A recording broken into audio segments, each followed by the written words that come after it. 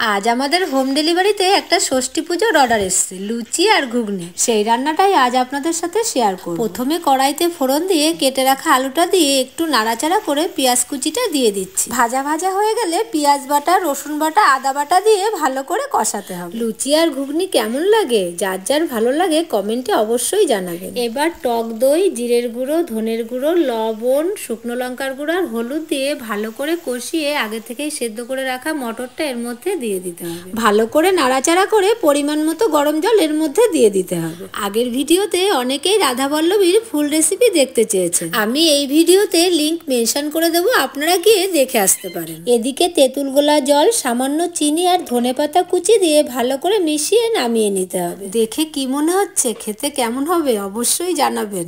এদিকে আমি লুচি ভাজতে থাকি আর আপনারা লাইক, কমেন্ট, শেয়ার এবং চ্যানেলটিকে সাবস্ক্রাইব করে আমাদের পাশে থাকুন।